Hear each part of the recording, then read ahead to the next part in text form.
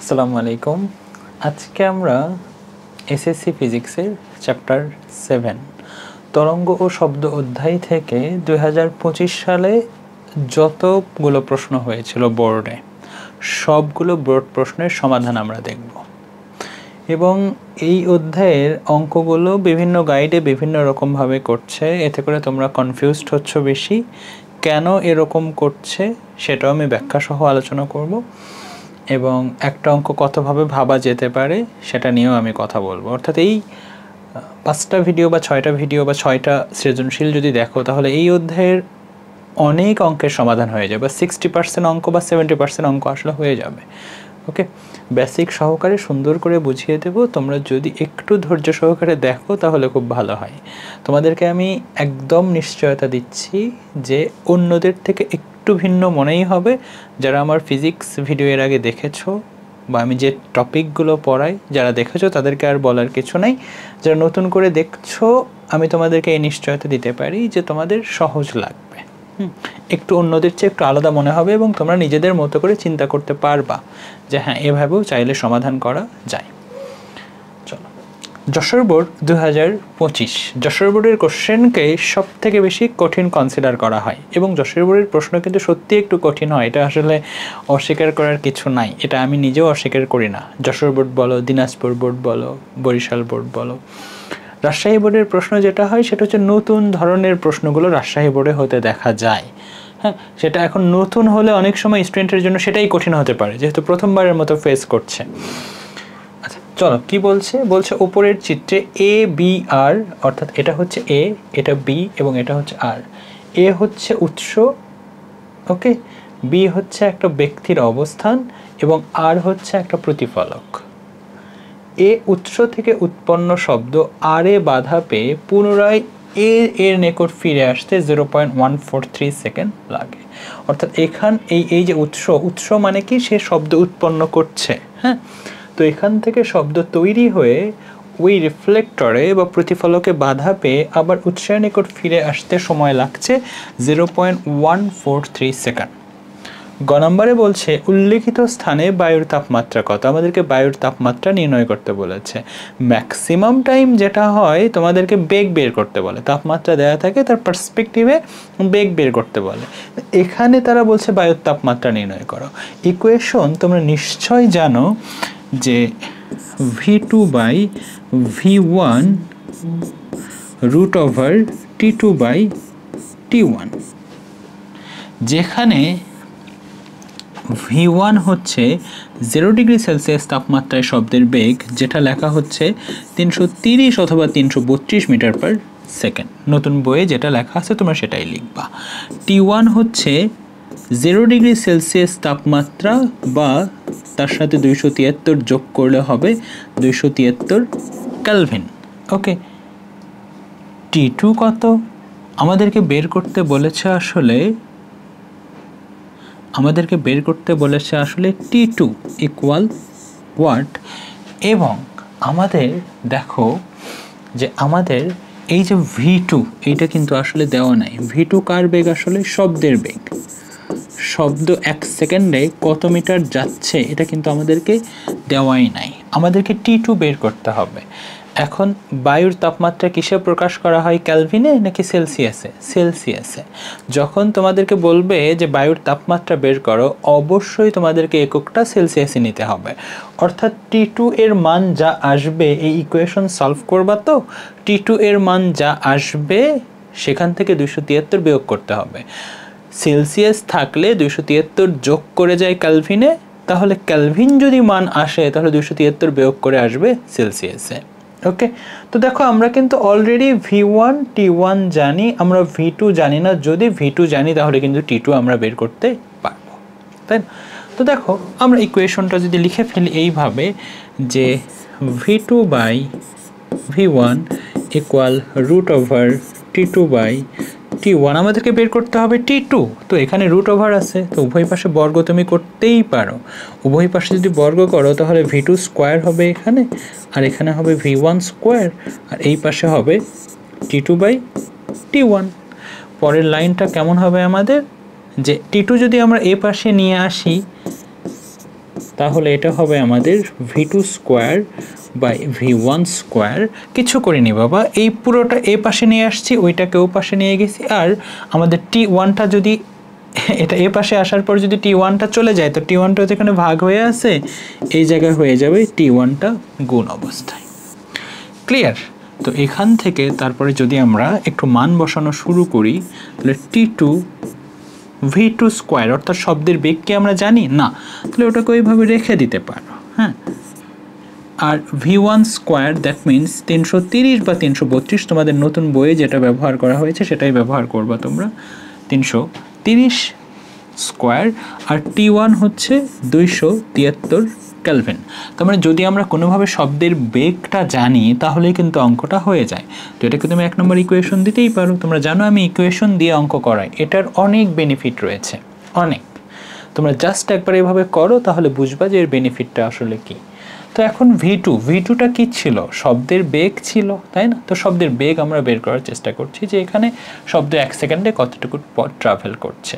তো তারা বলছে শব্দ এ থেকে প্রতিফলকে বাধা পেয়ে আবার এতে আসতে সময় লাগছে 0.143 সেকেন্ড। তো আমরা ইকুয়েশন এভাবে বলতেই পারি যে v equal D by T. নিশ্চয়ই ইকুয়েশনটা তুমি জানো। ভি হচ্ছে বেগ, এখানে কে যাওয়া আসা করছে? বাতাস যাওয়া আসা করছে, তাহলে এটা হবে বাতাসের বেগ। এখন তুমি যখন সময়টা লিখলা, সময় কত দেওয়া আছে? 0.143। তো তুমি যখন 0.143 লিখবা, এই 0.143 সেকেন্ডে কি শব্দ শুধু গিয়েছে নাকি এসেছে? গিয়েছে আবার এসেছে। দ্যাট মিনস এটা আসলে কত হওয়া উচিত? 2D হওয়া উচিত। ক্লিয়ার? এই জন্যই যখন প্রতিধ্বনি লেখা থাকে তখন তারা ডি না বসিয়ে 2D বসায়। অনেকেই তোমাদেরকে এভাবে শেখাবে যে প্রতিধ্বনি লেখা থাকলেই তুমি ডি না বসিয়ে 2D বসাবা। সব সময় যদি এটা মুখস্থ করো তাহলে কোনো একটা অঙ্ক গিয়ে ধরা খাবা। কোন অঙ্ক গিয়ে ধরা খাবা? কিছু অঙ্ক আছে এমন যে একটা লম্বা লোহার পাইপ, যার এক প্রান্তে কথা বলা হচ্ছে, অন্য প্রান্তে দুইটা শব্দ শোনা যাবে কি যাবে না, তখন দেখবা যে আর 2D বসাচ্ছে না। তো কনসেপ্ট বোঝাটা জরুরি। তোমরা যদি খেয়াল করো প্রতিবার দেখবা যে কিছু না কিছু প্রশ্ন কিন্তু চেঞ্জ হয়, তার ধরন চেঞ্জ হয়। সুতরাং মুখস্থ করছো তো গেছো, মুখস্থ করা যাবে না, কনসেপ্ট বুঝতে হবে। যে 0.14 থেকে যে শব্দ গিয়েছে আবার এসেছে, তার মানে ওই ডি দূরত্ব, এই পুরোটা হচ্ছে ডি দূরত্ব। এই ডি দূরত্ব সে 2 বার অতিক্রম আসলে করেছে। ক্লিয়ার? কোনো ডাউট এতটুকুতে? তাহলে এখান থেকে আমার ডি কতটুকু হবে দেখো তো, পুরোটা হচ্ছে 25 মিটার, তাই না? তাহলে এখানে আমি কত বসাবো? সিম্পলি বসাবো 2 × 15। ক্লিয়ার? এখানে শব্দের বেগ যেটা আসবে আমি নিচে একটু উত্তর লিখেই রেখেছি, 349.65 মিটার পার সেকেন্ড। তো এটাই হচ্ছে শব্দের বেগ, আর এই বেগটাই তো আসলে এখানে লাগতো। তো এটা ভি বলো আর v2 বলো একই কথা। এখানে গিয়ে তোমরা এভাবে লিখতে পারো, ভি এর মান, দেখো এটা একটু ভিন্ন রকম অঙ্কের ধরন। হ্যাঁ, ভি এর মান 1 নম্বর সমীকরণে বসা। এইভাবে লিখলে না অনেক বেসিক ক্লিয়ার হবে, অনেক মানে অনেক, তোমার মাথা কাজ করা শুরু করবে। প্রতি বছর ফিজিক্সে সবচেয়ে বেশি ফেল করে, ফিজিক্সে সব থেকে বেশি। এটার কারণেই তোমরা মুখস্থ করার চেষ্টা করো। তাহলে আমাদের t2 ইকুয়াল হবে যে v2 কত আসছে? 349.6, তারপরে হবে স্কোয়ার, নিচে হবে 330-এর উপরে স্কোয়ার, এবং এখানে হবে 273। এবং তোমরা এখন যে মানটা পাবা সেটা ক্যালভিনে পাবা। তো যেহেতু বায়ুর তাপমাত্রা ক্যালভিনে প্রকাশ করা হয় না, হয় সেলসিয়াসে, তাই এখানে যে মানটা আসবে সেখান থেকে 273 তোমাকে ডেফিনেটলি বিয়োগ করতে হবে, এবং বিয়োগ করলে যেটা আসবে 33.48 ডিগ্রি সেলসিয়াস। এটাই আসলে আনসার, এটা আনসার। কোনো কনফিউশন থাকা যাবে না। লেকচার শিট পেয়ে যাবা ডিসক্রিপশনে, আমি সুন্দর করে দিয়ে দেবো, সেখান থেকে একটু প্র্যাকটিস করবা তোমরা। চলো, সহজ অঙ্ক ছিল, এটা কঠিন কিছুই ছিল না। এরপরেরটা কি বলছে দেখো তো, বলছে এ থেকে উৎপন্ন শব্দের জন্য বি অবস্থানে থাকা শ্রোতা প্রতিধ্বনি শুনতে পারবে কিনা গাণিতিক যুক্তি দাও। এই অঙ্কের না সমস্যা আছে। এই অঙ্ক বিভিন্ন গাইড বিভিন্নভাবে করছে, আমি জাস্ট কেন এরকম করছে আমি বুঝিয়ে দিচ্ছি। হ্যাঁ, দেখো বিভিন্নজন বিভিন্নভাবে করছে, তো কেন বিভিন্নভাবে করছে সেটা অ্যাটলিস্ট জানো তোমরা, তার কার কনসেপ্ট কোনটা ছিল আসলে। তো তোমরা যখন পরীক্ষায় এরকম বলবা তখন ওইটা তোমার যেই লজিকে তুমি অঙ্কটা করেছো, তো সেই লজিক যদি লিখে দাও তাহলে টিচার বুঝবেন যে না তুমি আসলে বোঝো ব্যাপারটা। আমার কাছে যেটা অ্যাপ্রোপ্রিয়েট মনে হয় আমি সেটাও বলে দেবো সুন্দর করে। আচ্ছা, বলেছে এখানে থাকা একজন ব্যক্তি কথা বলছে, এখানে যে ছিল সে তো প্রতিধ্বনি শুনতে পাই, সেটা তো বলেছেই যে 0.143 সেকেন্ড পরে প্রতিধ্বনি শুনতে পাই। বলেছে যে এ থেকে উৎপন্ন শব্দের জন্য বি অবস্থানে থাকা প্রতিধ্বনি, বি অবস্থানে থাকা ব্যক্তি, এখানে কি রয়েছে, একটা ব্যক্তি রয়েছে, রাইট? তো সে প্রতিধ্বনি শুনবে কি শুনবে না, এইটা আসলে প্রশ্ন করেছে তোমাকে। তো দেখো একভাবে যেটা করে, আমি একটা গাইড যেভাবে করছে সেটা একটু ব্যাখ্যা করার চেষ্টা করছি, যে প্রতিধ্বনি শোনার কনসেপ্টটা কি, শব্দটা 0.1 সেকেন্ড পরে আসতে হবে।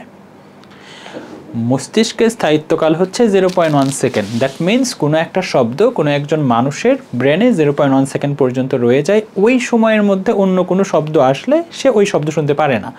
0.1 সেকেন্ড হচ্ছে 1 সেকেন্ডের 10 ভাগের 1 ভাগ। ওকে, যদি প্রতিফলিত হয়ে আবার তার আগেই আসে তাহলে শুনতে পারবে না, আর যদি তার পরে আসে তাহলে শুনতে পারবে। তো আমরা চেক করব শব্দ এখান থেকে এখানে গিয়ে আবার এখানে আসতে কতক্ষণ সময় লাগছে।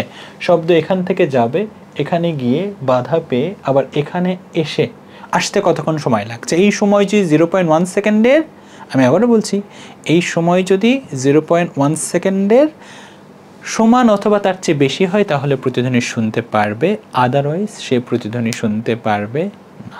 ওকে, আমি অ্যাপ্রোপ্রিয়েটটাই বলে দিচ্ছি সুন্দর করে, যে দেখো যখন কেউ একজন কথা বলবে, আমরা ইকুয়েশন লিখলাম এইভাবে যে ভি ইকুয়াল 2d/t, কারণ প্রতিধ্বনি শোনার জন্য যে সময় তুমি বসাও 0.1 সেকেন্ড, এই 0.1 সেকেন্ডে শব্দ কি শুধু যায় নাকি আবার আসেও? প্রতিধ্বনি শোনার মতলবটা কি, যে শব্দ যাবে, প্রতিফলকে বাধা পেয়ে আবার আসবে, তার মানে একই পরিমাণ ডিস্টেন্স দুইবার অতিক্রম হবে। সুতরাং প্রতিধ্বনি শোনার সময় ইকুয়েশনটা 2d দিয়ে আসলে লেখা হয়। ক্লিয়ার?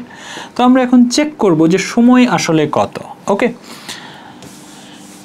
তুমি লিখতেই পারো কি কি দেওয়া আছে, যেমন দূরত্ব দেখতে পারো বি, এবং এগুলো সময় চলে যাবে। বি ও প্রতিফলকের মাঝখানের দূরত্ব নিশ্চয়ই জানো, বি ও প্রতিফলকের দূরত্ব পুরোটা হচ্ছে 25, এখান থেকে এতটুকু 10, তাহলে বি থেকে এখানে কতটুকু হবে, নিশ্চিতভাবেই হবে 25 - 10 = 15 মিটার, রাইট? তার মানে ডি কত মিটার, এখান থেকে এতটুকু দূরত্ব কত মিটার, 15 মিটার, রাইট?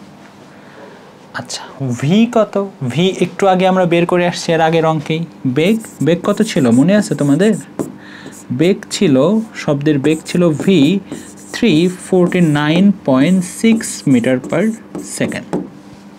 আমাদেরকে বের করতে বলছে সে প্রতিধ্বনি শুনবে কি শুনবে না। আমরা দেখব শব্দ এখান থেকে গিয়ে আবার এর এখানে আসতে কতক্ষণ সময় লাগছে। যদি সেটা 0.1 সেকেন্ডের আগে আসে তাহলে প্রতিধ্বনি শুনতে পারবে না, ন্যূনতম 0.1 সেকেন্ড বা তার চেয়ে বেশি হলে সে প্রতিধ্বনি শুনতে পারবে। T equal 2d/v, 2 into D কত। এই জায়গায় ম্যাক্সিমাম স্টুডেন্ট যে ভুলটা করে সেটা কি জানো? তারা এইভাবে ইকুয়েশনটা লেখে যে যাচ্ছে 10, এখানে 15, আবার আসতেছে 15, মোট দূরত্ব তারা এইভাবে লেখে। আমি আবারও বলছি, আমি দুইটা প্যাটার্নই বলে দিচ্ছি সুন্দর করে। ওকে, যদি এইভাবে লেখো তোমরা যে 10 + 15 মানে 15 + 15, তাহলে তো এমনিই প্রতিধ্বনি শুনবে। সে প্রতিধ্বনি শোনার দরকার নাই তার, সে এমনিই তো শুনবে। প্রতিধ্বনি শোনার কনসেপ্টটা কোথা থেকে তার আসে? তাহলে আমি ব্যাপারটা বুঝিয়ে বলছি তোমাদেরকে। হ্যাঁ, আমরা ডি কত লিখব? ডি লিখব 15। অনেকে এই ডিটা দূরত্বটা কত লেখে, এখানকার 10 লেখে, এখানকার 15 লেখে, আবার আসতেছে 15 সেটাও লেখে। দ্যাট মিনস মোট দূরত্ব 30 + 10 40 লেখে। It's a conceptual error. কেন আমি ব্যাখ্যা করছি, আগে উত্তরটা আমি করছি। শোনো, 15 কেন লিখছি আমি? কারণ এই যখন শব্দটা উৎপন্ন করবে, শব্দটা ধরো তোমার পেছনে কেউ দাঁড়িয়ে আছে, সে যখন কথা বলবে তুমি কি ওই কথাটা ডিরেক্টলি একবার শুনবা না? শুনবা তো। তার মানে এ যখন কথা বলবে, কথাটা যখন যাচ্ছে, তখন এই ব্যক্তি, এখানে যে ব্যক্তি ছিল সে তো একবার এমনিতেই শুনেছে, তাই না? তার মানে এই শব্দের রেশ এমনিতে এ তো একবার এখানে এমনিতেই শুনেইছে, তার মানে আবার প্রতিধ্বনি শুনবে কি শুনবে না সেটা ডিপেন্ড করবে এখান থেকে এতটুকু দূরত্বের উপরে, তো তাই না? কারণ এ যখন কথা বলেছে শব্দ যাওয়ার সময় তো একবার শুনেইছে, সুতরাং দূরত্ব কত ধরতে হবে আমাদের? 15 ধরতে হবে। আর বেগ কত হচ্ছে আমাদের? 349.6। এবং এইটা কত আসে আমরা একটু দেখি। হ্যাঁ, ওইভাবে দূরত্ব ধরলে কোথায় ভুল হয়, কনসেপচুয়াল এরর কোথায় হয় আমি একটু বলছি। হ্যাঁ,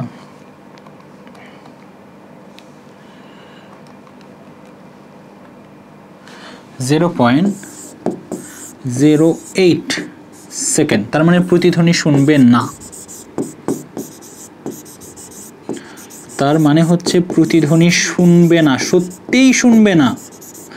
কারণ বায়ুর তাপমাত্রা দেখো, শব্দের বেগ দেখো, শব্দের বেগ 349.6। আরে বাবা, 0 ডিগ্রি সেলসিয়াস তাপমাত্রাও যদি হয় তারপরে উৎস এবং প্রতিফলকের মাঝখানে দূরত্ব থাকতে হয় 16.5। উৎস এবং প্রতিফলকের মাঝখানে দূরত্ব কত হয়ে আছে? মাত্র 15 মিটার। প্রতিদিনই শুনবে না সেটাই স্বাভাবিক। এখন অন্য গাইডগুলো কি করছে জানো? অন্য গাইডগুলো এইভাবে লিখছে। কিভাবে লিখছে? যে তারা লেখার চেষ্টা করছে এইভাবে যে ভি ইকুয়াল বা তারা এভাবে লেখে যে ডি ইকুয়াল ভি ইন্টু টি। নিশ্চয়ই এটা তোমরা জানো, এস ইকুয়াল ভিটি জানো না তোমরা? জানো তো, রাইট? সে এস এর পরিবর্তে ভি লিখেছে, এস এর পরিবর্তে ডি লিখেছে। হ্যাঁ, এস যেহেতু স্মরণ, বাট ডি তো দূরত্ব। শব্দের ক্ষেত্রে তো একই জায়গায় আসলে তো 0 হওয়ার কথা, কিন্তু 0 কি হয়? প্রতিধ্বনি শোনার মানে কি? শব্দ যাবে আবার আসবে, আমরা কি 0 লিখি? এস লিখলে তো 0 লিখতে হতো, স্মরণ, তাই না? তো যাই হোক, ডি তারা কিভাবে লিখছে? এই 10 লিখছে তারা, 10 প্লাস এখান থেকে এতটুকু কি লিখছে? 15 প্লাস, আবার এখান থেকে এতটুকু আসছে 15 প্লাস, এবং বেগ কত লিখছে তারা? 349.6 ইন্টু টি। এখন তারা কি করছে? এই পুরো জিনিসটা এই পাশে নিয়ে এসে টি এর মান বের করছে। এটা কি লজিক্যাল হয়েছে? আসলে কি এটা প্রতিধ্বনি শোনার কনসেপ্টই হয়েছে? না, হয়নি। কেন হয়নি? কারণ তুমি কনসিডার করেছো শব্দ এদিকে যাচ্ছে, আবার এই 15 নিয়েছো, তার মানে এই 10 নিয়েছো, তার মানে কি শব্দ যাওয়ার সময় ও শোনেইনি। তুমি এই 10 নিয়েছো মানে কি শব্দ যখন গিয়েছে এই বি অবস্থানের ব্যক্তি শব্দটা শোনেইনি। তো শব্দ যেহেতু একবার শোনেইনি, তাহলে এটা প্রতিধ্বনির কনসেপ্টটা কোথা থেকে আসছে? আবার প্রতিধ্বনির কনসেপ্টটা কেমন? আমি একবার কথা বলেছি, সেটা আমার মাথায় ছিল, তারপরে শব্দ বাধা পেয়ে আবার আসছে, তার মানে আমার মাথায় ছিল কিছুক্ষণ, তারপরে বাধা পেয়ে আসছে, সেটা শুনবো কিনা? তার মানে আমার মূল শব্দটা আমার মাথায় থাকতে থাকতেই অন্য শব্দ আসছে কি আসছে না, এটা হলো প্রতিধ্বনির কনসেপ্ট। তারা কি বলতেছে? যে শব্দ এখানে উৎপন্ন হয়েছে, শব্দ গিয়েছে, এ শোনেনি, সেজন্যই তো 10টা কনসিডার করেছে। এটা মামদোবাজি। তোমার পেছন থেকে কেউ একজন কথা বলছে আর তুমি সেই শব্দ শুনলাই না। যদি আমি এইটাই কনসিডার করি যে আমি শব্দ শুনছিই না, তাহলে কোনো শব্দ আমার মস্তিষ্কেই নাই। তাহলে মস্তিষ্কের স্থায়িত্বকাল 0.1 বসানোর বা 0.1 বের করার দরকারই কি ওখানে? তো আমি এমনিই তো শুনবো। 0.1 কোন দুঃখে বের করতেছি আমি ওখানে? সুতরাং ইটস আ রং কনসেপ্ট। আমার কথা কি বুঝতে পারছো? একটু চিন্তা করো আমি কি বলার চেষ্টা করছি। It's a wrong concept. যারা এইভাবে চিন্তা করছো তারা ডেফিনেটলি ভুল করছো। অঙ্কের মেইন প্রসিডিউর এইটা, যে শব্দ একবার যাওয়ার সময় শুনবে, তোমার এই 10 আর কনসিডার করবো আমি না। যাওয়ার সময় যেহেতু শুনেছে, তাহলে ওই শব্দটা তার মাথায় 0.1 সেকেন্ড থাকবে, থাকতে থাকতেই আবার এখান থেকে বাধা পেয়ে আসবে কিনা। দ্যাট মিনস শব্দ ট্রাভেল করবে 15-30 মিটার, দ্যাট মিনস 2 × 15। যদি আমি কনসিডারই করি যাওয়ার সময় শোনেইনি, তাহলে তো এমনিই শব্দ শুনবে। এমনিই শুনবে না, প্রথমবারের মতো শুনবে সে। প্রতিধ্বনি কি প্রথমবারের মতো হয় না, দ্বিতীয়বারের মতো হয়। মাথায় কিছুক্ষণ ছিল, আবার নতুন একটা শব্দ আসলো, এটা তো প্রতিধ্বনির কনসেপ্ট, রাইট? ওই শব্দটা আবার ফিরছে। আমার কথা কি বোঝা গিয়েছে? এটা হচ্ছে অ্যাপ্রোপ্রিয়েট। ওকে, বোঝা গিয়েছে? এইটা এক্স্যাক্ট নিয়ম, এটাই এক্স্যাক্ট। এইবার আসো চিত্রে এ ও বি উৎসদয় থেকে উৎপন্ন শব্দের কম্পাঙ্কের পার্থক্য 6 hertz. P Q equal M N. দেখো কি দিয়েছে, কত সালের প্রশ্ন, আগে আমরা সেটা দেখি। চট্টগ্রাম এবং সিলেট একই রকম প্রশ্ন হয়েছে। দুইটা বোর্ড 2025 সালে একই রকম প্রশ্ন করেছে। আমরা একটু প্রশ্নটা বোঝার চেষ্টা করছি যে এ বি দুইটা উৎস, পি কিউ এম এন এরা মাধ্যম, শব্দ যাচ্ছে যাক। এখানে এটা কি ছিল? রিফ্লেক্টর বা প্রতিফলক ছিল। তারা বলেছে এ ও বি উৎসদয় থেকে উৎপন্ন শব্দের কম্পাঙ্কের পার্থক্য 6 হার্টজ। অর্থাৎ এখানেও একটা কম্পাঙ্ক ছিল, এখানেও একটা কম্পাঙ্ক ছিল, তার 6 hertz. P Q equal M N, এখান থেকে এতটুকু দূরত্ব, এখান থেকে এতটুকু দূরত্ব সেম, শব্দ সমান দূরত্ব অতিক্রম করছে। ওকে, শব্দ আমি আবারও বলছি, শব্দ সমান দূরত্ব অতিক্রম করছে। ওকে, বাতাসের শব্দের বেগ 344 মিটার পার সেকেন্ড বেগ দেওয়া আছে। এ উৎস থেকে উৎপন্ন প্রতিধ্বনি শোনার সময় শব্দ অনুভূতির স্থায়িত্বকালের অপেক্ষা 0.012 সেকেন্ড বেশি। মানে শব্দটা যখন এ উৎস থেকে উৎপন্ন হয়ে প্রতিফলকে বাধা পেয়ে ফিরে আসছে, সেই সময়টা কত বলছে? শব্দানুভূতির স্থায়িত্বকাল যত, শব্দানুভূতির স্থায়িত্বকাল কত? 0.1, তার থেকে এত বেশি, দ্যাট মিনস 0.025। তার মানে এটা এমন হবে যোগ করলে খুব সম্ভবত 0.125 সেকেন্ড। তার মানে এটাই হচ্ছে প্রতিধ্বনি শোনার সময়। তারা বলেছে কি যে এ উৎস থেকে শব্দ উৎপন্ন হয়ে প্রতিফলকে বাধা পেয়ে আবার এ উৎসর নিকট আসতে কতটুকু সময় লাগে?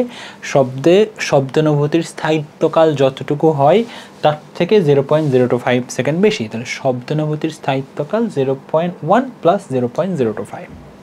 ক্লিয়ার? এই তো ব্যাপার। বলেছে এ উৎস থেকে প্রতিফলকের দূরত্ব নির্ণয় করো।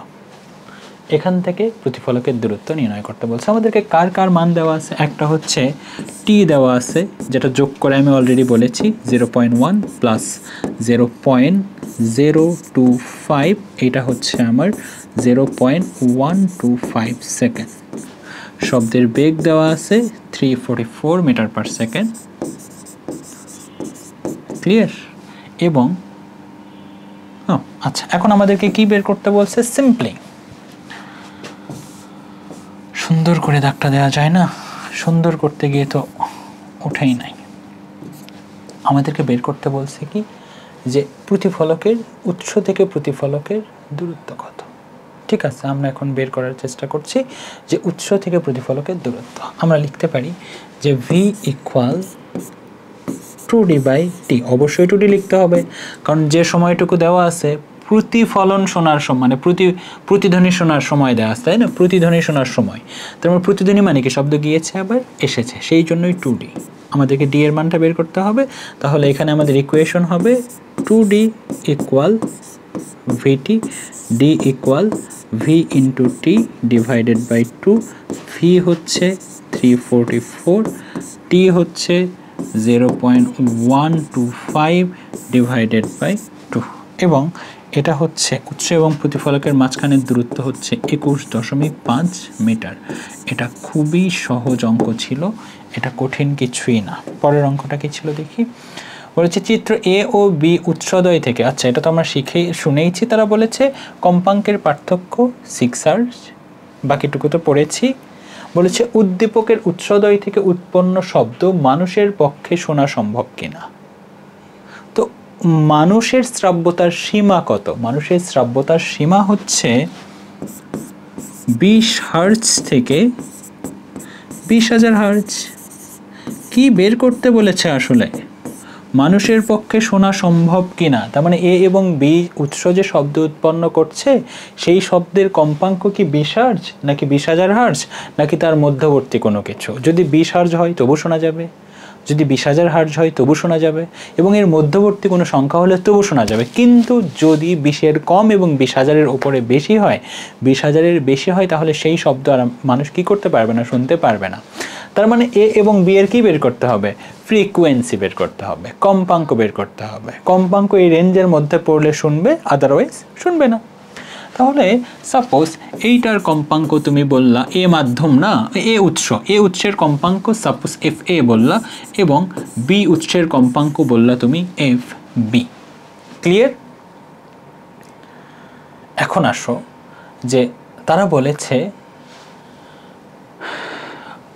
কম্পাঙ্কের পার্থক্য 6 হার্টজ। কম্পাঙ্কের পার্থক্য 6 হার্টজ মানে কি? তার মানে হচ্ছে F A minus F B equal 6 hertz. এখন প্রশ্ন হতে পারে, আরও একটা স্টুডেন্ট তো এমনও লিখতে পারে যে F B minus F A equal 6 hertz. কোনটা ঠিক? দুটাই তো সত্য, কম্পাঙ্কের পার্থক্য। এমন তো বলে নাই যে এটা বড় আর এটা ছোট, তা তো বলে নাই, সিম্পলি বলেছে কম্পাঙ্কের পার্থক্য 6 হার্জ। তার মানে এটার কম্পাঙ্ক বিয়োগ করলে 6 হার্জ পাবো। তো উভয়টার জন্যই তো সত্য আসলে। তাহলে কোনটা আসলে সত্য? দুটাই সত্য না? দুটা সত্য না। তাহলে এটা আমরা কিভাবে করব?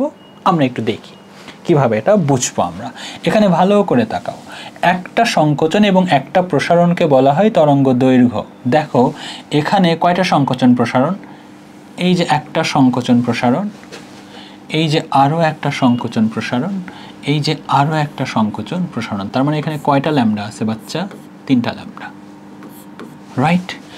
এখানে দেখো একটা সংকোচন প্রসারণ, আরও একটা সংকোচন প্রসারণ, আরও একটা সংকোচন প্রসারণ, আরও একটা সংকোচন প্রসারণ।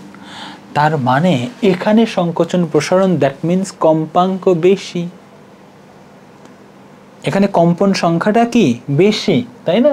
আর ওখানে কম্পন সংখ্যাটা আলটিমেটলি কি? কম না? কম তো। একবার কম্পন মানে কি? একবার সংকোচন প্রসারণকেই মূলত বলা হয় একটা তরঙ্গ দৈর্ঘ্য। আবার এটাই তো আসলে কম্পন, তাই না? এটাই কি কম্পন? তাহলে আমাদের বি মাধ্যমে কম্পন সংখ্যাটা বেশি। বা এভাবেও তুমি ভাবতে পারো যে দেখো তো, এখান থেকে এতটুকু হচ্ছে একটা ল্যামডা, তাই না? আর এখান থেকে এতটুকু হচ্ছে একটা ল্যামডা। তবে ল্যামডার পরিমাণ কোথায় বড় বলো তো? ল্যামডা এইটা বড়, আর এখানে কি ল্যামডা ছোট? ভালো করে দেখো না, এটা ল্যামডা বড় আর এটা কিন্তু ল্যামডা কি? ছোট। তাহলে আমরা যদি এভাবেও চিন্তা করি যে V equal F lambda, right? তো ল্যামডার সাথে ফ্রিকোয়েন্সির সম্পর্ক কেমন? কারণ এখানে ফ্রিকোয়েন্সির সাথেই সম্পর্ক আছে। তাহলে আমরা ভি বাই এফ বলতে পারি, যদিও এটা ঠিক না। তাহলে আমরা বলতে পারছি তরঙ্গ দৈর্ঘ্য বড় হলে ল্যামডা কি হবে? ছোট, সরি, তরঙ্গ দৈর্ঘ্য বড় হলে ফ্রিকোয়েন্সি কি হবে? কমে যাবে। যদিও এটা ঠিক না, ফ্রিকোয়েন্সির সম্পর্ক আসলে কম্পাঙ্কের সাথে, সরি, ফ্রিকোয়েন্সির সম্পর্ক আসলে পর্যায়কালের সাথে। ওকে, ফ্রিকোয়েন্সির সম্পর্ক কি? আসলে পর্যায়কালের সাথে। F equal 1/t। তো যাই হোক, ওদিকে আমি যাচ্ছি না। আর নর্মালি তোমরা এতটুকু বুঝতেই পারো যে তরঙ্গ দৈর্ঘ্য যেহেতু ওখানে বড়, তাহলে ফ্রিকোয়েন্সি ওখানে কম, দ্যাট মিন্স কম্পন সংখ্যা কম। সত্যিই তো কম। ওখানে দেখো 3টা কম্পন, আর এখানে কি একই দূরত্বের মধ্যে কয়টা কম্পন? 4টা কম্পন। তো একই দূরত্বের মধ্যে যদি 4টা কম্পন হয় আমাদের, ওকে, আমরা একটু এটাকে এখানে ছোট্ট করে রেখে দেই, হ্যাঁ, তোমাদের উপকারে লাগবে, ঠিক আছে? তার মানে আমাদের এখানে কম্পন সংখ্যাটা বেশি আর এখানে কম্পন সংখ্যাটা কম। দ্যাট মিন্স আমাদের এক্স্যাক্ট ইকুয়েশন কোনটা হবে? আসলে এক্স্যাক্ট ইকুয়েশন হবে, ও মাই গুডনেস, এইটা বাদ এক্স্যাক্ট। কাজ করেছি কি দেখেছ? কোথা থেকে কি নিয়ে আসছে? আচ্ছা ঠিক আছে, তাহলে আমাদের এক্স্যাক্ট ইকুয়েশন হবে এমন যে F B minus F A equal, এইটা হচ্ছে আমাদের এক্স্যাক্ট, রাইট? তাহলে চলো আমরা লিখে ফেলি F B minus F A equal 6, right? এরপর কি হবে? ভি ইকুয়াল, যদি এফ ল্যামডা হয় তো এফ ইকুয়াল কি হবে? V by lambda. তাহলে আমরা বলতে পারি V B by lambda B, আর এখানে বলতে পারি V A by lambda A. এখন কথা হচ্ছে শব্দ তো একই মাধ্যমে যাচ্ছে, তাই না? সব থেকে ভিন্ন মাধ্যমে যাচ্ছে, একই মাধ্যমে যাচ্ছে। তাহলে ভি বি আর ভি এ লেখার দরকারই নাই, ভি ল্যামডা বি, আর এখানে লিখতে পারবে ভি ল্যামডা এ। কোনো সমস্যা এতটুকুতে না? তাহলে এখন আমাদের কাজটা কি? আমাদের কার মান বের করতে বলছে? ফ্রিকোয়েন্সির মান বের করতে বলছে। এখন দেখো যে আমাদের কাজটা কি? কাজ হচ্ছে আমাদের এখান থেকে আলটিমেটলি ল্যামডা বি যদি আমরা বসিয়ে দিতে পারি, তাহলে ল্যামডা এ, দেখো ভালো করে বোঝো, ভালো করে বোঝো, এখানে মোট কয়টা ল্যামডা আছে? একটা ল্যামডা, দুইটা ল্যামডা, তিনটা ল্যামডা। আর এখানে মোট কয়টা ল্যামডা আছে? 4টা ল্যামডা। তার মানে ল্যামডা এ 3 ল্যামডা এ ইকুয়াল আমরা বলতে পারি 4 ল্যামডা বি। বলো পারি কি পারি না? পারি, কারণ এখানে 3টা ল্যামডায় মোট যে যতটুকু দূরত্ব অতিক্রম হয়, এখানে 4টা ল্যামডায় ঠিক একই পরিমাণ দূরত্ব অতিক্রম হয়। তাহলে 3 ল্যামডা ইকুয়াল 4 ল্যামডা বি আমরা বলতে পারি ল্যামডা এ ইকুয়াল আমরা কি বলতে পারি 4/3 ল্যামডা বি বলতে পারি। কোনো সমস্যা এতটুকুতে বলো? কোনো সমস্যা হওয়ার কোনো কারণ নাই। তো ল্যামডা এ ইকুয়াল আমরা বলতে পারি 4/3 ল্যামডা বি, তাহলে V by lambda B minus V by 4/3 lambda B. কোনো সমস্যা নাহি নাহি নাহি নাহি, কোনো সমস্যা হওয়া উচিত না। ভি যদি তুমি কমন নাও, দেখো lambda V by lambda B যদি তুমি কমন নাও ভালো করে, এখানেও ভি বাই ল্যামডা বি, ওখানেও ভি বাই ল্যামডা বি, তাহলে ভি বাই ল্যামডা বি যদি আলটিমেটলি তুমি কমন নাও তাহলে 1 - 3 তো উপরে চলে যাবে, এটা বুঝতে হবে। 1/4/3 তাহলে 3 উপরে উঠে যাবে, নিচে থাকবে 4, এখানে হবে আলটিমেটলি 6। ওকে, কোনো ডাউট না? শব্দের বেগ দেওয়া আছে না নাই দেখো তো, শব্দের বেগ দেওয়া আছে 344। শব্দের বেগ কত দেওয়া আছে বাচ্চা? 344। তাহলে 344 বসিয়ে দেবে, এখানে লসাগু করবা, লসাগু করলে কত হবে? 4 আসবে নিচে, 4 - 3 দ্যাট মিনস 1/4। 1/4 মানে কি? ভি 4 ল্যামডা বি ইকুয়াল 6, এটা বোঝা চাই। এখানে লসাগু করলে কত আসবে? 1/4 আসবে, মানে উপরে 4, উপরে 1, নিচে 4, তার মানে 4টা নিচে, সেই জন্য লিখেছে 4 ল্যামডা বি এর উপরে ভি ছিল। তাহলে এখান থেকে যদি তুমি উল্টিয়ে দাও, কারণ হচ্ছে তোমার বের করতে হবে কি আসলে ল্যামডা বি এর মানটা বের করতে হবে। তো ল্যামডা বি তুমি বের করো, ল্যামডা বি আলটিমেটলি কেমন দেখাবে? সাপোজ তুমি উল্টায় দিলা, তাহলে 4 lambda B divided by V equal হবে 6, তাহলে ল্যামডা বি ইকুয়াল হবে 6/4 ইন্টু এখানে হবে ভি, তাহলে 6/4, ভি হচ্ছে 344 মিটার পার সেকেন্ড। এখানে দেখো কত আসে। ল্যামডা বি কেন বের করলাম জানো? আমরা, তারা প্রশ্ন কি করেছে জানো? প্রশ্ন করেছে কম্পাঙ্ক, মানে মানুষ শুনতে পারবে কি পারবে না, তাই বলে নাই তারা? তো আমরা কম্পাঙ্ক বের করব না? তো কম্পাঙ্ক যদি আমরা বের করতে চাই, সাপোজ বি মাধ্যমে, সরি বি উৎসের কম্পাঙ্ক, মাধ্যমের নয়, বি উৎসের যদি কম্পাঙ্ক আমরা বের করতে চাই তাহলে সূত্রটা কেমন হতো? সূত্রটা এমন হতো ভি ইকুয়াল এফ ল্যামডা, যেহেতু যেহেতু যেহেতু এ, সেই জন্য আমরা বললাম এ এ। ক্লিয়ার? কোনো প্রবলেম নাহি। এখন ভি একই মাধ্যমে যাচ্ছে, সেজন্য ভি এ আর লেখা হলো না, তাহলে ফ্রিকোয়েন্সি, সরি বি মাধ্যমের জন্য ভি বি লিখবো, রাইট? তাহলে আমরা এখানে যেটা করতে পারি সেটা হচ্ছে এফ বি ইকুয়াল হবে ভি বাই ল্যামডা বি। তাহলে ভি কত ছিল? ভি ছিল তো আমাদের 344, আর ল্যামডা বি এই যে এখান থেকে ল্যামডা বিটা আমরা বের করে এখানে বসিয়ে দেব, রাইট? তাহলে আমরা এখান থেকে মান যেটা বের হবে সেটা আমরা ওখানে বসিয়ে দেব। বসিয়ে দিলে আলটিমেটলি কত হয়? একটা হয় এফ বি হচ্ছে 26 আর্চ, এটা হয় 26 আর্চ। 26 আর্চ হলে শুনতে পারবে কি পারবে না বলো তো? শ্রাব্যতার সীমা কত? 20 থেকে 20,000, তাহলে 26 আর্চ অবশ্যই শুনতে পারবে মানুষ। কিন্তু এ মাধ্যমেরটাও তো আমাকে বের করতে হবে। তো ইকুয়েশন আমার কত আছে দেখো তো, F B minus F A equal কত ছিল? 6 ছিল না? অলরেডি তো এফ বি আমি পেয়েই গেছি, তাহলে এফ এ ও পাশে পার করে দাও। এফ এ যদি ও পাশে পার করে দেয় তাহলে F B minus 6 equal F A, অর্থাৎ এ মাধ্যমের এ উৎসের কম্পাঙ্ক, মাধ্যমের নয়, এ উৎসের কম্পাঙ্ক এফ বি কত আসছে? 26, তাহলে 26 মাইনাস 6 24 আসছিল মনে হয়, এটা 24 আসবে মেবি। হ্যাঁ, তোমরা হিসাব করে দেখো, একটাতে শোনা যাবে আর একটাতে শোনা যাবে না, মেবি 24 আসবে। ক্যালকুলেশনটা যদি টুকটাক ভুল হয় তাহলে একটু অন্যভাবে নিও তোমরা। তাহলে এটা হবে 24 মাইনাস 6, দ্যাট মিনস এফ এ, এটার রেজাল্ট কত? 18। তো 18 শুনতে পারবে না? আমি সামারি করছি কিভাবে অঙ্কটা করা হয়েছে। তারা বলেছে কম্পাঙ্ক 6 আর্চ, তো F B minus F A equal 6 আর্চ হয়েছে। F A minus F B কেন হয়নি? কারণ এখানে কম্পন সংখ্যা বেশি ছিল, ওখানে কম্পন সংখ্যা কম। তাহলে যেহেতু এখানে কম্পন সংখ্যা বেশি, সেই জন্য এফ বি আগে, বি উৎসের কম্পাঙ্ক বেশি, সেই জন্য এফ বি আগে, এফ এ পরে 6 আর্চ লিখেছি। তারপর ওইটাই এখানে লিখে আমরা জানি ভি ইকুয়াল এফ ল্যামডা, তাহলে এফ ইকুয়াল হবে ভি বাই ল্যামডা, তাহলে V B by lambda B, V A by lambda A. কিন্তু আমরা দেখলাম যেহেতু একই মাধ্যমে শব্দটা যাচ্ছে, তাহলে ভি বি আর ভি এ লেখার দরকারই নেই, শুধু ভি লিখলেই চলে। ক্লিয়ার? এখন কথা হচ্ছে আমি এখান থেকে ল্যামডা বি বের করব। কেন ল্যামডা বি বের করব?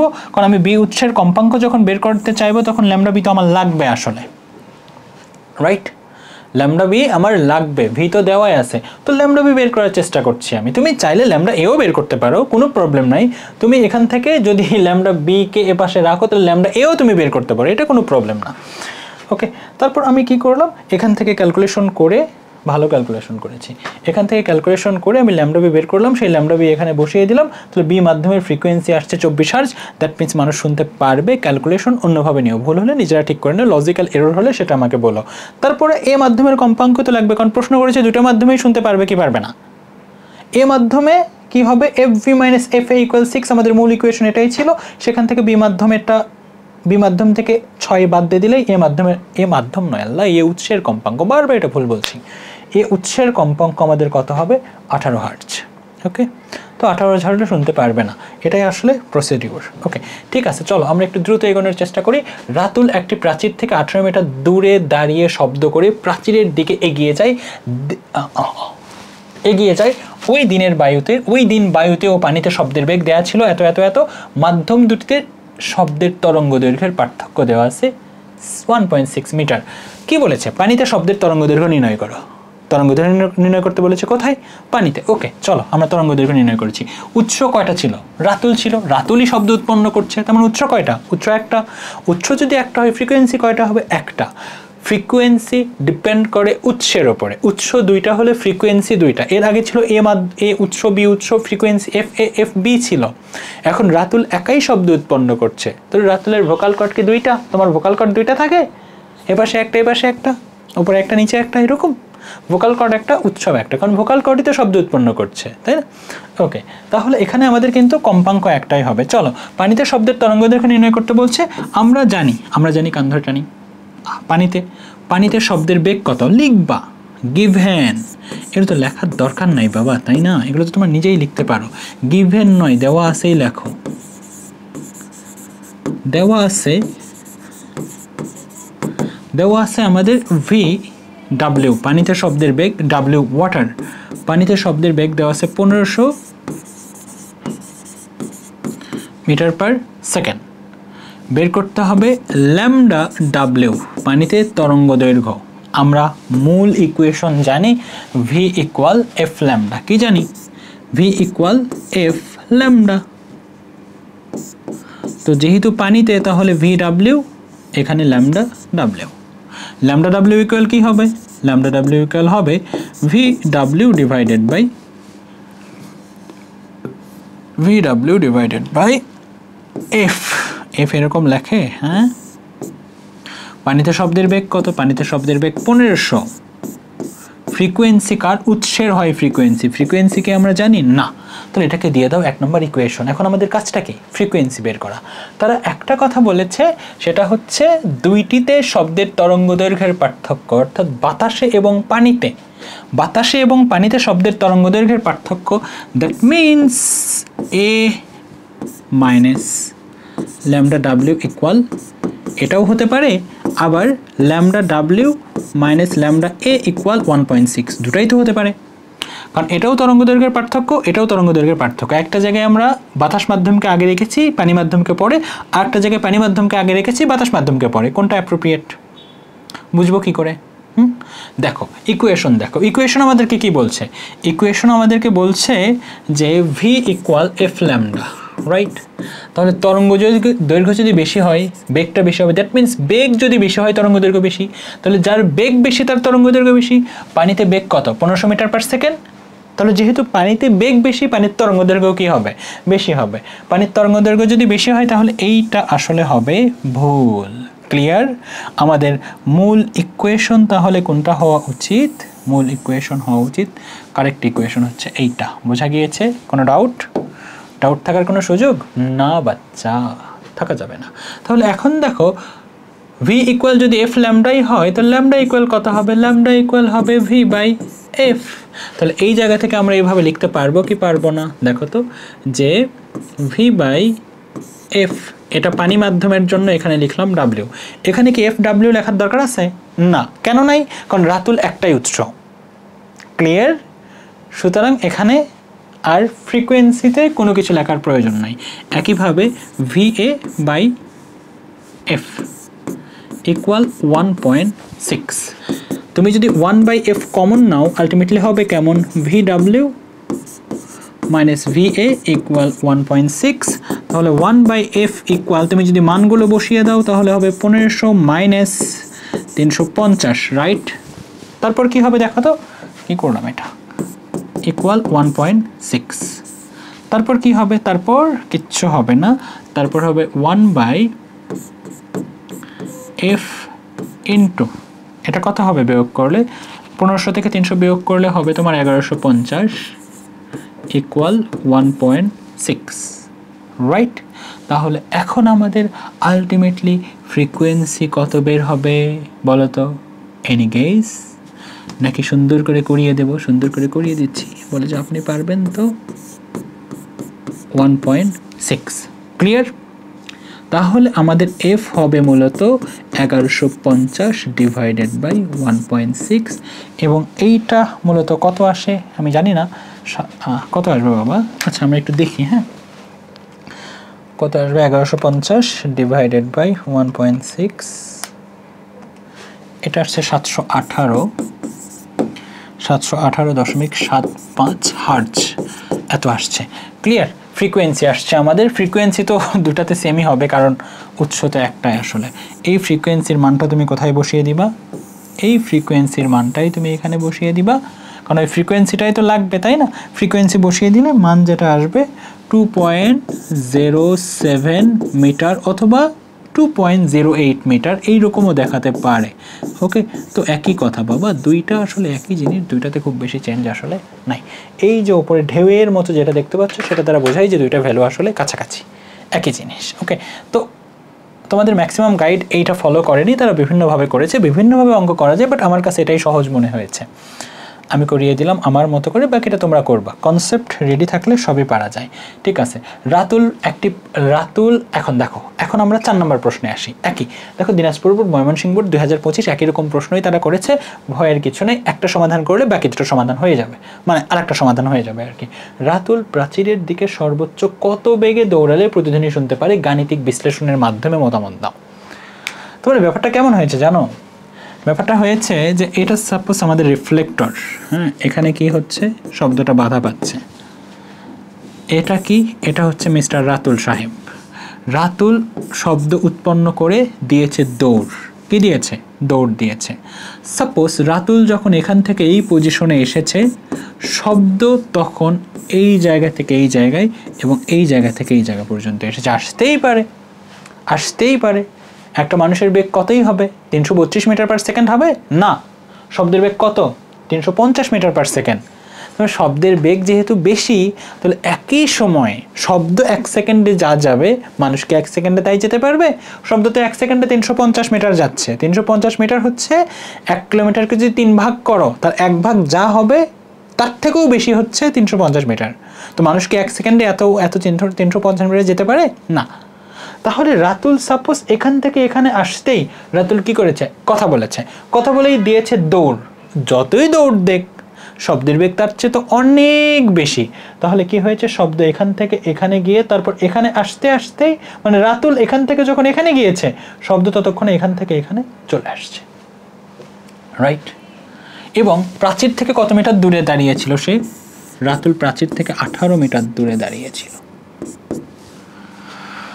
ওকে, এখন এই অঙ্কটা আমরা কিভাবে করব? তারা রাতুলের বেগ বের করতে বলেছে। আমি ধরলাম যে রাতুল ভি প্রাইম বেগে দৌড় শুরু করেছে, বা ভি প্রাইম নয়, আমি এটাই বললাম যে ভি আর বেগে, যেহেতু রাতুল তাহলে ওর বেগটাকে কি বলবো আমরা? ভি আর বলবো। এখানে আমি একটা কন্ডিশন লিখছি, একটা শর্ত লিখছি, হ্যাঁ, সেই শর্তটা ভালো করে দেখো, শর্ত মতো লিখছি। সাপোজ এইটা লিখলাম, আমি কি লিখছি ভালো করে বোঝার চেষ্টা করবা। ওকে, আমি লিখছি 18 প্লাস 18 মাইনাস ভি আর into T equal V T. কী লেখার চেষ্টা করলাম আমি? দেখো ভালো করে বোঝো, ভালো করে। 18 মানে কি? শব্দ সাপোজ পুরোটা গেল 18, আবার আসলো পুরোটা 18 কি পুরোটা আসতে পারছে নাকি মাইনাস সামথিং? এই যে মাইনাস সামথিংটা আসলে কি? মাইনাস সামথিংটাই হচ্ছে, দেখো টি এর মান হচ্ছে এখানে 0.1।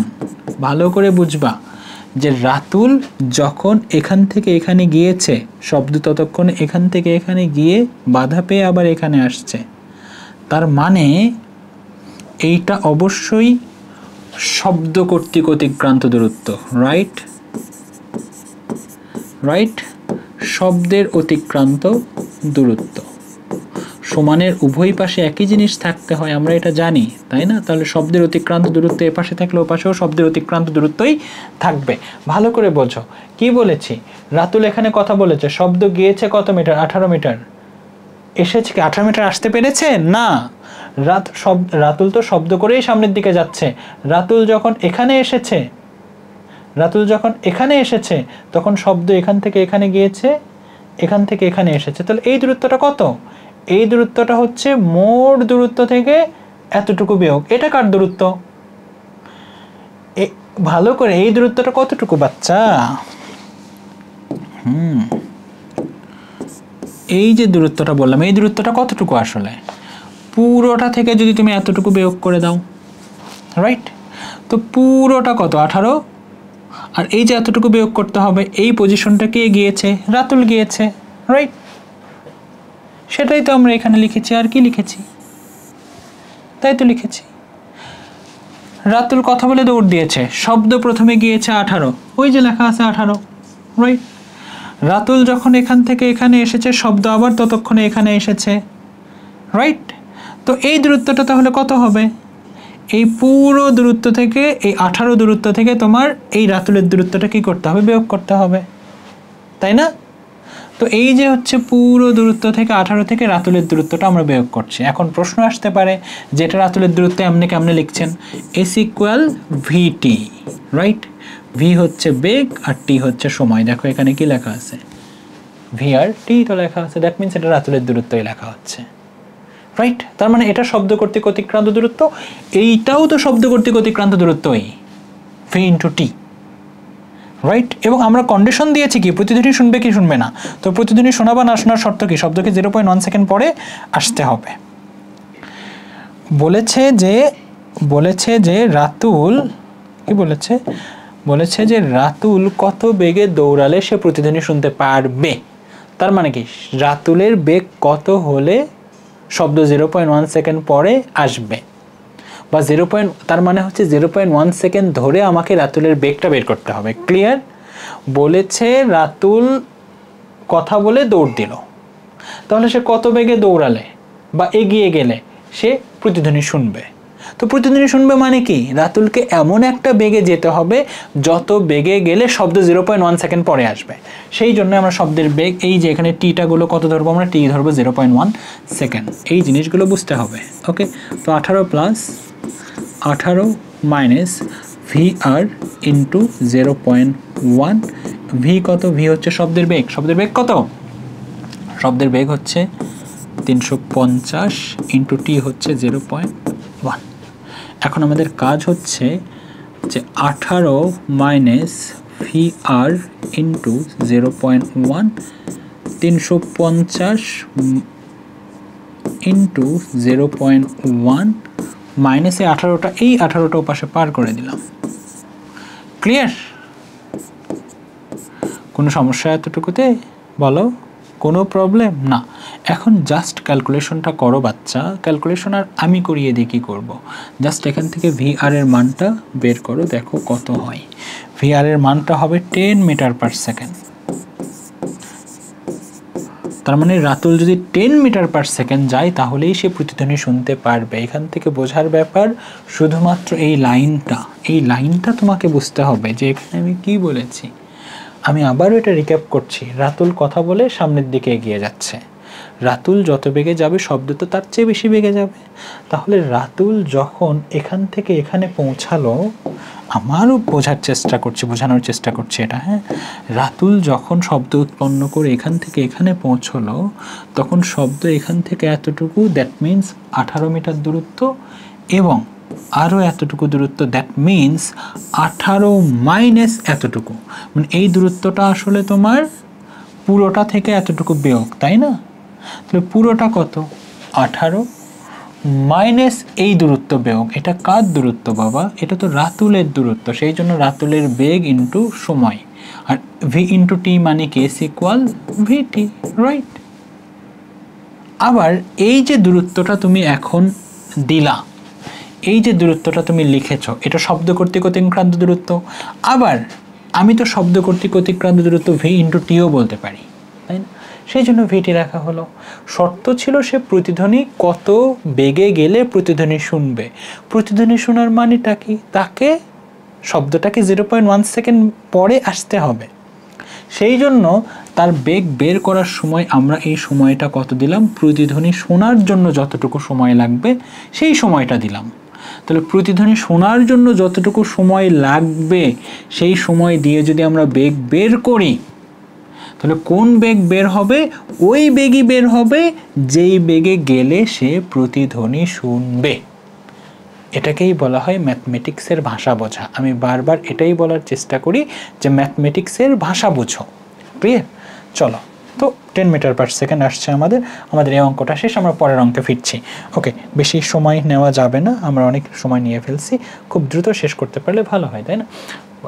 এখন দেখো এখানে কি বলছে। আচ্ছা, চিত্রের কিছু অংশ নাই, কিছু অংশ আছে, অদ্ভুত চিত্র হয়েছে, তো এটা এখানে লেগে যাবে এরকম করে। ওকে, এবং পুরোটা হচ্ছে আমাদের 3 মিটার। পুরোটা কত?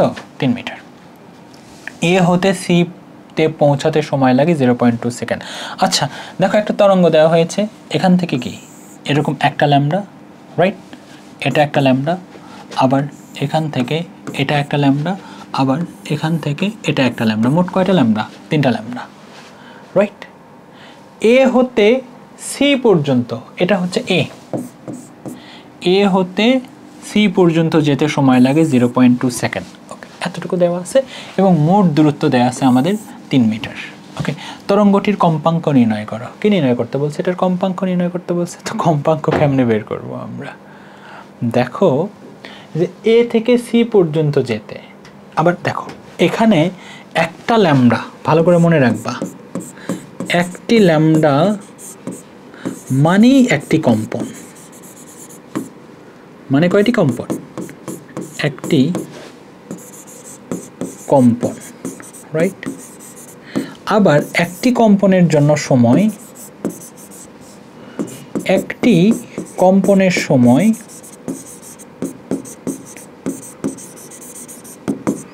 সময় হলো পর্যায়কাল টি। একটি কম্পনের সময় টি, দ্যাট মিনস এটাকে আমরা কি বলি? পর্যায়কাল বা কম্পনকাল বা দোলনকাল, হোয়াট এভার, পর্যায়কাল, রাইট? তাহলে এ থেকে সি পর্যন্ত তরঙ্গটির কম্পাঙ্ক নির্ণয় করো, আমাদের কোনো প্রবলেম নাই। এ থেকে সি পর্যন্ত যেতে সময় লেগেছে 0.2 সেকেন্ড। এটা এ, এটা সি। এখানে কয়টা কম্পন হয়েছে দেখো তো? একটা কম্পন, দুইটা কম্পন।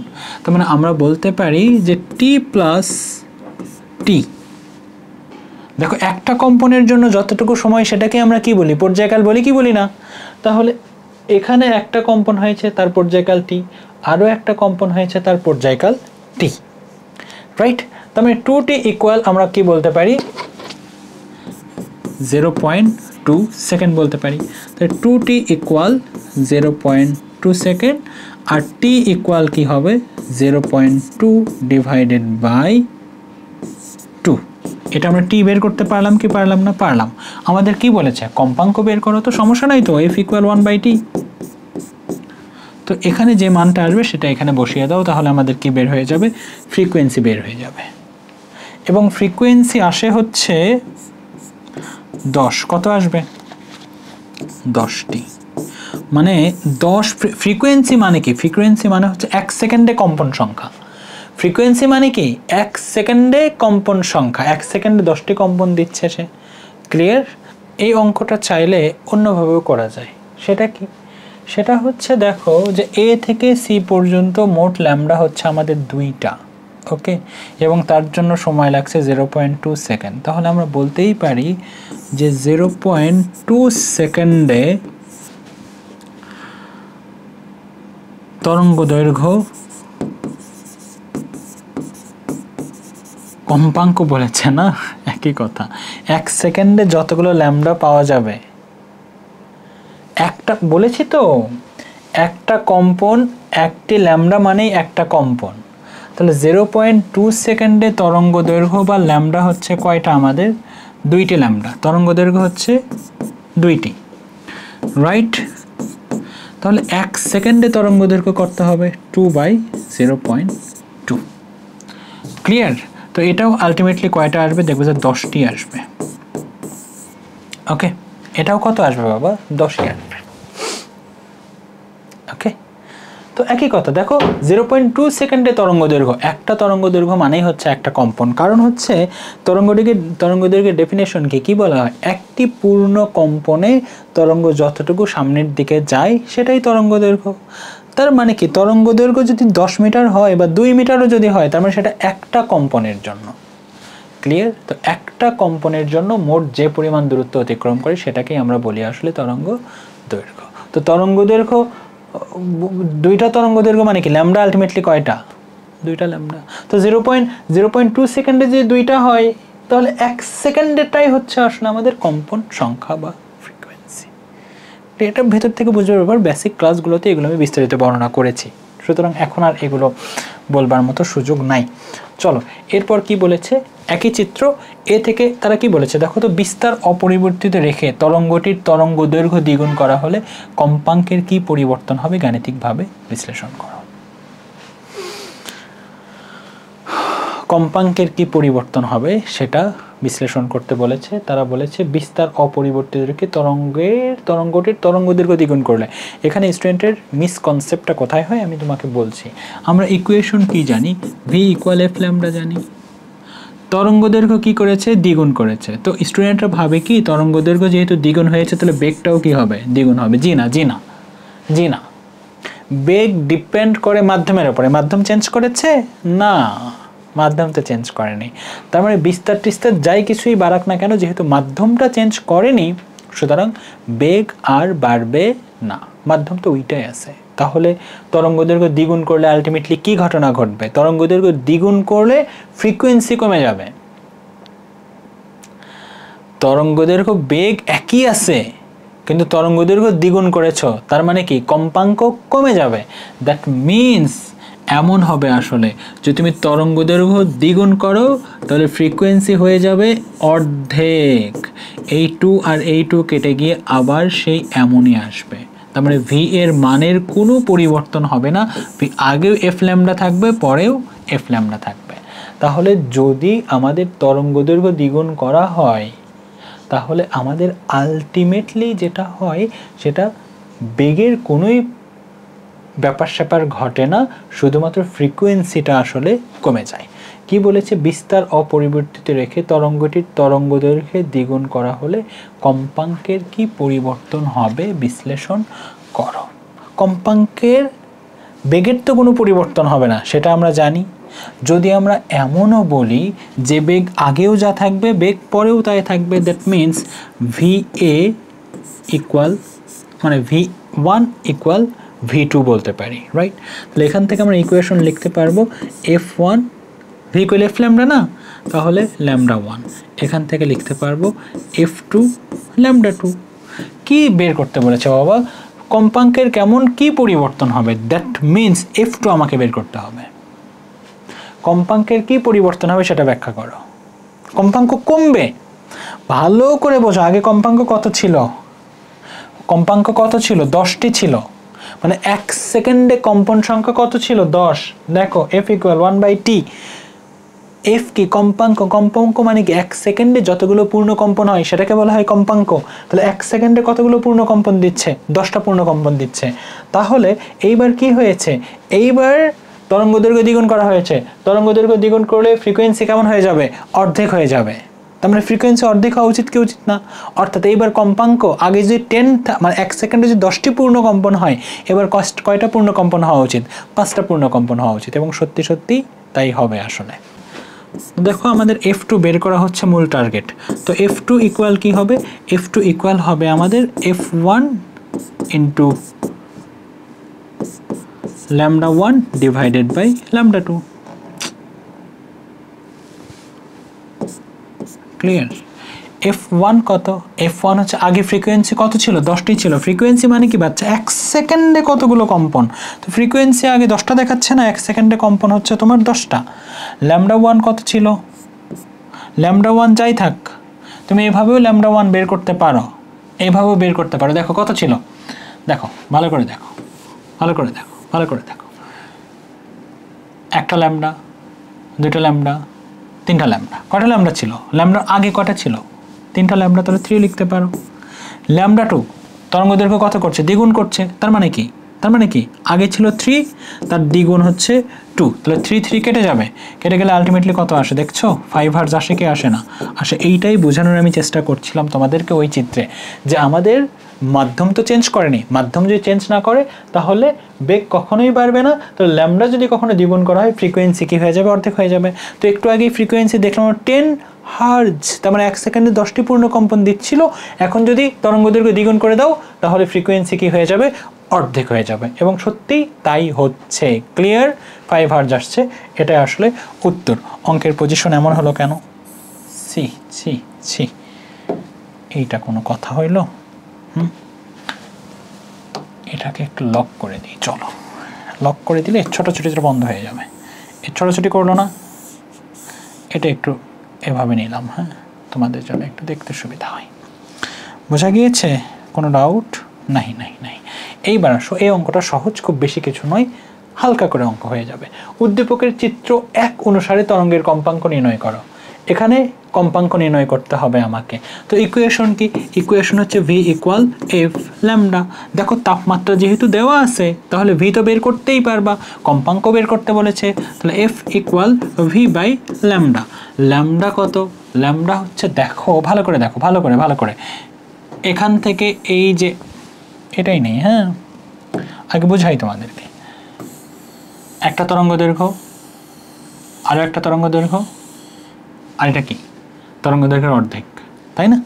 ব্যাপারটা এমন হয়ে আছে যে আমাদের এখান থেকে এটা একটা তরঙ্গ দৈর্ঘ্য, এখান থেকে এটা একটা তরঙ্গ দৈর্ঘ্য, তাহলে দুইটা ল্যামডা, আর এটা হচ্ছে ল্যামডা বাই 2। ক্লিয়ার? এবং lambda plus lambda by 2 equal কত দেওয়া আছে? 10 মিটার দেওয়া আছে। আমরা এটা বলতে পারি কি পারি না? বলো। পারি? আমরা বলতে পারি যে lambda plus lambda by 2 equal 10 metre. ও sorry, lambda by 2 equal 10 metre. এখান থেকে লসাগু করো, লসাগু করলে কত হবে? তাহলে 2 lambda plus lambda equal 10, right? তাহলে এখানে হবে 5 ল্যামডা বাই 2 ইকুয়াল 10। তাহলে এখানে হবে আমাদের আলটিমেটলি কত হবে? 2 উপরে গেলে 20 হবে, 5 হলে 4 হবে। এই তো, বোঝো নাই? আমি করাচ্ছি। 5 ল্যামডা, 2 নিচে ছিল, উপরে গিয়ে হবে 20, 10-এর সাথে গুণ হয়ে যে ল্যামডা হয়ে 20 divided by 5, that means lambda হয়ে যাবে আমাদের 4 মিটার। তাহলে ল্যামডার মান তুমি পাইলা নাকি? পাইলা? হ্যাঁ। এখন কি বের করতে হবে? তোমার বেগটা বের করতে হবে। বেগ মানে কি? তাপমাত্রা দেওয়া আছে না, টেম্পারেচার দেওয়া আছে।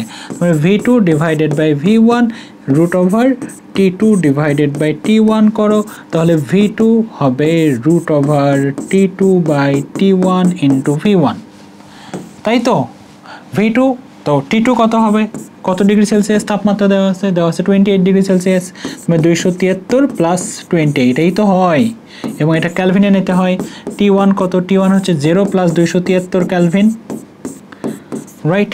V1 কত? T1 ডিগ্রি সেলসিয়াস তাপমাত্রায়। বেগ 330 অথবা 332, তোমাদের বইয়ে যেটা আছে সেটাই ব্যবহার করবা। এবং আলটিমেটলি V2 কি করতে হবে? বের করতে হবে। V2 হচ্ছে শব্দের বেগ, আর এই V2 মানেই হচ্ছে সেই V। ক্লিয়ার? মান বসিয়ে দিবা, আসবে হচ্ছে 87.15 হার্জ। বোঝা গিয়েছে? কোনো সমস্যা এতটুকুতে? না, খুবই সহজ অঙ্ক, কোনো সমস্যা নাই। লাস্ট চিত্র 2। চিত্র 2, এটাকে আমি একটু লক করব। ও, লক অলরেডি লকড। এইবার দেখো যে লকটি যদি হয়, এর একটু আমি উপরে নিয়ে যাই, আমার জায়গা নষ্ট করছে সে। আচ্ছা, চিত্র 2 কি বলছে দেখো তো, যে এটা ছিল উৎস। ভালো করে, এটা ছিল উৎস, হ্যাঁ, এটা উৎস ছিল। এখান থেকে এতটুকু 2 মিটার এস অবস্থানে একজন ব্যক্তি ছিল, আর ছিল উৎস। উৎস থেকে প্রতিফলক পর্যন্ত দূরত্ব হচ্ছে তোমার ডি মিটার কত তারা বলে নাই। বায়ুর তাপমাত্রা কত দেওয়া ছিল? 30 ডিগ্রি সেলসিয়াস দেওয়া ছিল। আমাদেরকে কি বলেছে? আমাদেরকে বলেছে উদ্দীপকের চিত্র 2 অনুসারে, এটাই চিত্র 2, এস অবস্থানে থেকে 0.5 সেকেন্ড পর প্রতিধ্বনি শোনা গেলে আর অবস্থান থেকে প্রতিধ্বনি শোনা সম্ভব কিনা। অর্থাৎ যে ব্যক্তি এস অবস্থানে ছিল সে প্রতিধ্বনি শুনেছে কত সেকেন্ড পরে, সে প্রতিধ্বনি শুনেছে 0.5 সেকেন্ড পর। অর্থাৎ এস অবস্থান থেকে এখানে একজন শব্দ উৎপন্ন করেছে, সে কত সেকেন্ড পর প্রতিধ্বনি শুনেছে, 0.5 সেকেন্ড পর প্রতিধ্বনি শুনেছে। ওকে, তাহলে আর অবস্থান থেকে প্রতিধ্বনি শোনা সম্ভব কি সম্ভব না সেটা আমাকে বের করতে বলেছে। অর্থাৎ শব্দ উৎপন্ন হয়ে আর থেকে আবার আরে আসতে যদি 0.1 সেকেন্ড বা তার চেয়ে কম সময় লাগে, 0.1 সেকেন্ডের থেকে কম সময় লাগে তাহলে প্রতিদিন শুনবে না, আর যদি 0.1 সেকেন্ড বা তার চেয়ে বেশি সময় লাগে তাহলে শুনবে। ক্লিয়ার? ঠিক আছে, তাহলে আর ব্যক্তি প্রতিদিন শুনবে কি শুনবে না আমরা টি বের করব। দুইভাবেই করা যায় এটা, টাইমটাও দেখা যায়। আর থেকে প্রতিধ্বনি শোনা যাবে কি যাবে না আমরা বের করার চেষ্টা করবে।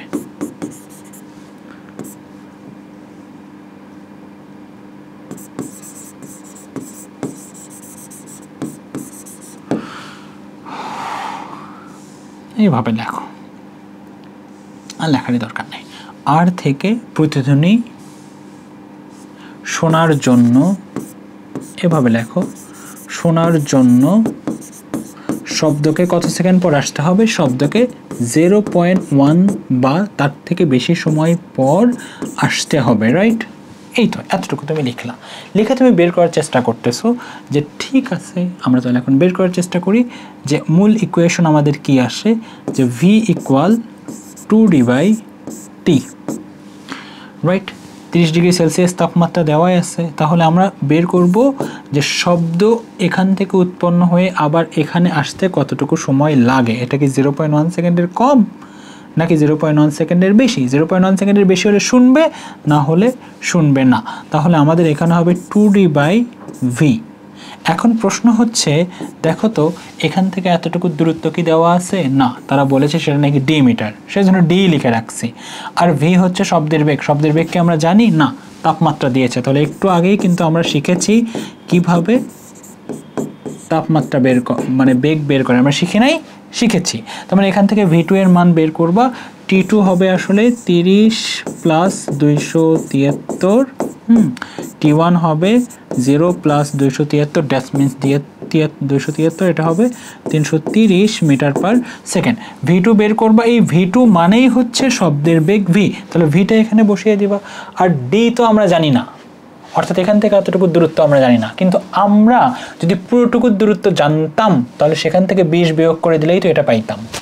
পুরোটুকুর দূরত্বকে বের করার পসিবিলিটি আছে, সম্ভাবনা আছে, বের করা যাবে। হ্যাঁ, বের করা যাবে। তারা বলেছে যে এখান থেকে শব্দ উৎস কিন্তু এটা তোমাকে বুঝতে হবে। হ্যাঁ, তুমি ওই যে বারবার প্রতিধ্বনি শুনলে যে ওই যে বারবার টুরি টুরি লেখো, এটার এই কেরামতি এখানে হারিয়ে চলে যাবে।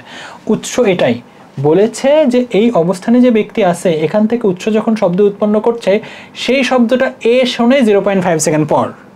এ কত সেকেন্ড পর শোনে? 0.5 সেকেন্ড পর শোনে। ওকে, তো আমরা একটা কাজ করলাম, আমরা এইভাবে এই এস উৎসের জন্য লিখতে পারি কিনা দেখো তো। যে এ কথা বলছে, এ 0.5 সেকেন্ড পর শুনছে, তার মানে কি শব্দ এখানে গিয়েছে, তার মানে কি ডি দূরত্ব গিয়েছে। রাইট? দেখো ভালো করে, শব্দ গিয়েছে ডি দূরত্ব, এসেছে ডি দূরত্ব। রাইট? আরও এসেছে তার সাথে কত মিটার দূরত্ব? 20 মিটার দূরত্ব। এবং এই পুরো দূরত্ব অতিক্রম করতে কত সময় লাগছে? 0.5 সেকেন্ড। মানে আমরা তো বলতেই পারি এরকম যে গেল ডি, আসলো ডি, তাহলে ডি প্লাস আরও 20। রাইট? এতটুকু শব্দের বেগ কত? ভি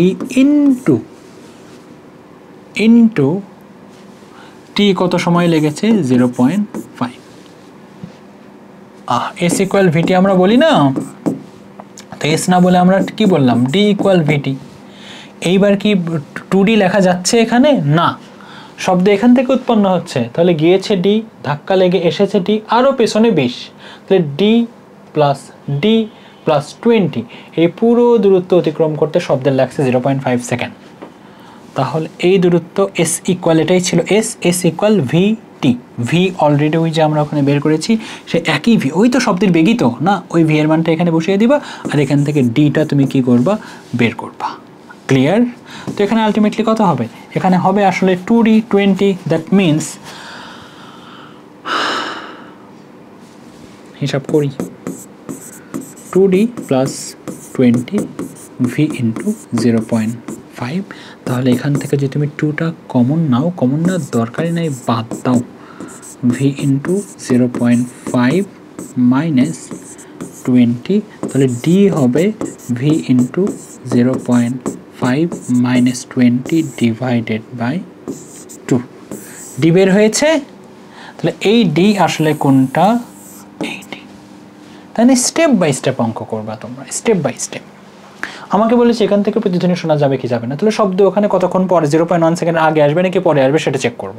তো চেক করতেছি, দেখি দূরত্ব নাই, বেগও নাই, তো তাপমাত্রা দেওয়া আছে, বেগ বের করে নাও। দূরত্ব নাই, তো কি হয়েছে, এখানে যে থাকে সে তো 0.5 সেকেন্ড পর শোনে, কিন্তু উৎস তো আর সে নয় যে এখানে তুমি 2d লিখবা।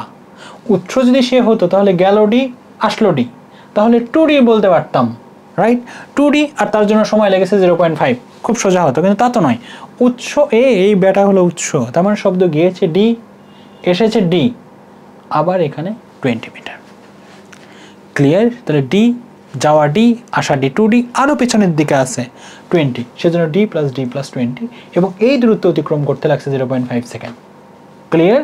তো ডি এর মান বের করে ওখানে বসিয়ে দেব এবং আমরা এখানে টিটা চেক করব। এটা একটা অঙ্কের প্রসেস। আর একটা প্রসেস কি হতে পারে, আমরা তো দূরত্ব অলরেডি বের করে নিয়েছি, তাই না? দূরত্ব বের করে নিয়েছি তো এইভাবেও তুমি করতে পারো যে এই তাপমাত্রায় প্রতিধ্বনি শুনতে গেলে, অর্থাৎ তুমি এইভাবেও বের করতে পারো যে V equal 2d by T, তুমি ডিস্টেন্সই বের করতে পারো, D equal V into T by 2। তুমি ভি শব্দের বেগ অলরেডি আমরা এখান থেকে বের করছি, তাই না? শব্দের বেগ বের করছি, তাহলে এটা আমার নন ভ্যালু, টি বসিয়ে দাও 0.1 ডিভাইডেড বাই 2। দেখো দূরত্ব চেক করে এখানে দূরত্ব কত আসে, এটা কোন দূরত্ব বের হবে, 0.1 সেকেন্ড বসাচ্ছি। 0.1 সেকেন্ড কি প্রতিধ্বনি শোনার জন্য ন্যূনতম সময়, তাহলে প্রতিধ্বনি শোনার জন্য ন্যূনতম সময় বসিয়ে যদি দূরত্ব বের করি, আবারও বলছি প্রতিধ্বনি শোনার জন্য ন্যূনতম সময় বসিয়ে যদি ডি বের করি, তাহলে কোন ডি বের হবে, প্রতিধ্বনি শুনবার জন্য যতটুকু দূরত্ব দরকার হবে সেই দূরত্বই বের হবে। তো একটা দূরত্ব বের হলো, আর একইভাবে এইটা সলভ করে তুমি দূরত্ব বের করেছো কি করো নাই, করেছো। তো যদি দেখা যায় যে প্রতিধ্বনি শোনার জন্য ন্যূনতম দূরত্ব দরকার ছিল 17.5 মিটার, হ্যাঁ, আর এখানে দূরত্ব হয়ে আসে হয়তো 16.5 মিটার, তাহলে কি প্রতিধ্বনি শোনা যাবে না। প্রতিধ্বনি শোনার জন্য সময় বসিয়ে দূরত্ব বের করছি, তার মানে কোন দূরত্ব বের হবে, প্রতিধ্বনি শোনার জন্য যে সময়টুকু লাগবে, যে দূরত্বটুকু লাগবে সেটা বের হবে। তো সাপোজ এইটা ক্যালকুলেশন করে আসছে 17.5, তার মানে হচ্ছে প্রতিধ্বনি শোনার জন্য ন্যূনতম 17.5 মিটার দূরত্ব লাগবে উৎস এবং প্রতিফলকের মাঝখানে। এইটা হয়তো হিসাব করে তুমি দেখেছো আসছে 16.5, তাহলে কি আর প্রতিধ্বনি শুনতে পারবে না। তো যদি বলে যে তোমাকে কি ব্যবস্থা গ্রহণ করতে হবে, তাহলে এই ব্যক্তিটাকে পেছনের দিকে সরিয়ে দিতে হবে। কত মিটার সরিয়ে দিতে হবে, 17.5 থেকে 16.5, 1 মিটার পেছনের দিকে সরিয়ে দিলে শুনবে। আবার যদি এভাবে প্রশ্ন করে যে না, ব্যক্তির অবস্থান পরিবর্তন করা যাবে না কিন্তু তারপরেও তাকে প্রতিধ্বনি শুনতে হবে, তাহলে কিভাবে শোনাবো, তাপমাত্রা কমিয়ে দিতে হবে। যদি বলে তাপমাত্রা কত হলে প্রতিধ্বনি শুনবে, অদ্ভুত ব্যাপার, রাইট? তাপমাত্রা কত হলে প্রতিধ্বনি শুনবে, তাহলে কিভাবে করব?